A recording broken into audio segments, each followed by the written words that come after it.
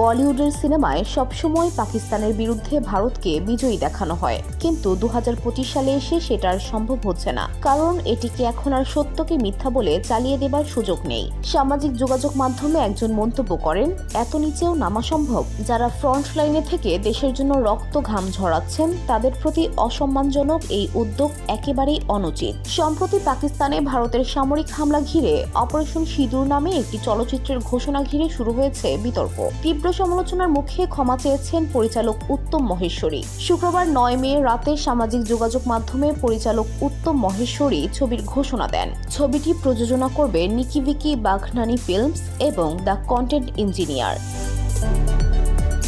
ঘোষণার সময় একটি পোস্টারও প্রকাশ করা হয়, যেখানে যুদ্ধের পোশাক পরিহিত এক নারী সেনাকে অস্ত্র হাতে সিন্দুর পরে নিতে দেখা যায়। ব্যাকগ্রাউন্ডে বিস্ফোরণ, কাঁটাতারের বেড়া, সামরিক ট্যাঙ্ক এবং যুদ্ধবিমান দেখা যায়। 2 সপ্তাহ আগে জম্মু ও কাশ্মীরের পহেলগামে পর্যটকদের উপর হামলায় 26 জন নিহত হওয়ার পর বুধবার ভোরে পাকিস্তান ও পাকিস্তান অধিকৃত কাশ্মীরে অপারেশন সিঁদুর চালায় ভারত। এরপরই এই অভিযান অবলম্বনে সিনেমা নির্মাণের ঘোষণা দেওয়া হয়। তবে সিনেমা ঘোষণার সময় ও বিষয়বস্তুকে কেন্দ্র করে শুরু হয় ব্যাপক সমালোচনা। সামাজিক যোগাযোগ মাধ্যমে অনেকেই এর বিরোধিতা করে লেখেন, লজ্জা হওয়া উচিত, যুদ্ধ চলছে।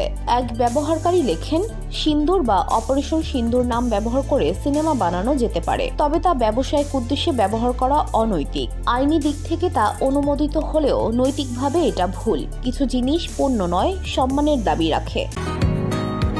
বসুন্ধরা, উত্তরা, বনশ্রী, কুড়িল ও বাড্ডা সহ রাজধানীর বিভিন্ন স্থানে অভিজাত ও অত্যাধুনিক মানের ফ্ল্যাট কেনার এক নির্ভরযোগ্য প্রতিষ্ঠান প্লেজেন্ট প্রপার্টিজ লিমিটেড।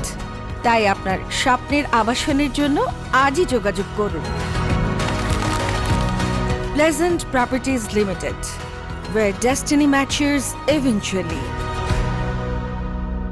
আরেকজন লেখেন, নিজেদের ও দেশের মান সম্মান নষ্ট করা বন্ধ করুন। বিতর্ক বাড়তে থাকলে পরিচালক উত্তম মহেশ্বরী তার ইনস্টাগ্রাম স্টোরিতে ক্ষমা চেয়ে লেখেন, সম্প্রতি আমাদের ভারতীয় সেনাবাহিনীর বীরত্বপূর্ণ পদক্ষেপ অবলম্বনে অপারেশন সিঁদুর নামের একটি সিনেমা ঘোষণা দেওয়ার জন্য আন্তরিকভাবে ক্ষমা প্রার্থী। কাউকে আঘাত করা বা কষ্ট দেওয়া আমাদের উদ্দেশ্য ছিল না। তিনি আরও লেখেন, একজন নির্মাতা হিসেবে সেনা সদস্যের সাহস, আত্মত্যাগ ও শক্তি আমাকে অনুপ্রাণিত করেছে। এ ছবি কোনো লাভের জন্য নয়, বরং দেশপ্রেম থেকে এমন একটি গল্প তুলে ধরার প্রয়াস।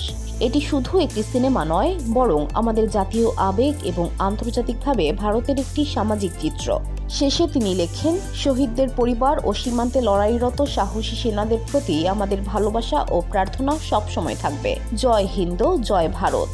এদিকে সামরিক অভিযানের পর বলিউডে অপারেশন সিঁদুর নামসহ একাধিক শিরোনামে সিনেমা নির্মাণের তোড়জোড় চলছে।